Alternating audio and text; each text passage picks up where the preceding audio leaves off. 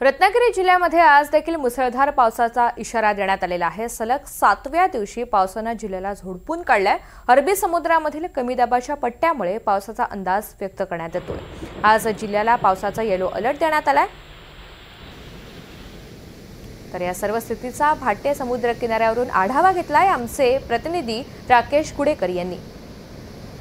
October महिना संपत आला तरी पाऊस काही जायचं नाव घेत नाहीये, कारण सध्या परतीच्या पावसाने रत्नागिरी जिल्ह्यात धुमाकूळ घातलेला आहे। गेला आठवडाभर पाऊस जो आहे तो बरसतच असलेला पाहायला मिळतोय। रात्री देखील पावसाची बरसात जी आहे ती सुरू होती। अगदी पहाटेपर्यंत पाऊस पडत होता आणि आज सकाळपासून देखील संपूर्ण रत्नागिरी जिल्ह्यात ढगाळ वातावरण आहे। काही ठिकाणी रिमझिम पाऊस देखील बरसत असलेला पाहायला मिळतोय। आपण सध्या आहोत ते रत्नागिरीतल्या भाटे समुद्री किनारी आहोत आणि या ठिकाणची स्थिती पाहतोय। समुद्र देखील खवळलेला आहे। संपूर्णतः वातावरण जे आहे ते ढगाळ असलेलं या ठिकाणी पाहायला मिळतंय।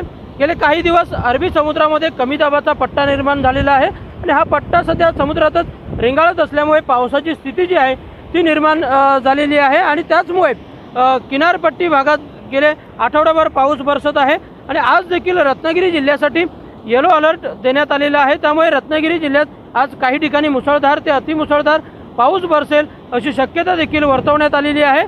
पण एकूणच जर आपण पाहायला गेलं तर समुद्र खवळलेला असल्यामुळे वादळ सदृश्य परिस्थिती देखील समुद्रात आहे आणि त्यामुळे गेले आठवडाभर जी आहे ती मासेमारी या ठिकाणी ठप्प असलेली पाहायला मिळते। त्याचप्रमाणे या परतीच्या पावसामुळे शेतकऱ्यांचं देखील मोठ्या प्रमाणात नुकसान झालेलं आहे, कारण कापून झालेलं भातपीक जे आहे ते भिजलेलं आहे। त्यामुळे शेतकऱ्यांच्या चिंतेत वाढ झालेली पाहायला मिळते।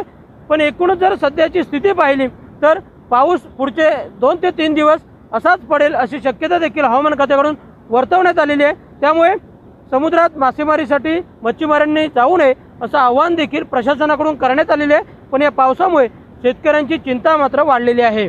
राकेश कुडेकर, NDTV मराठी, रत्नागिरी।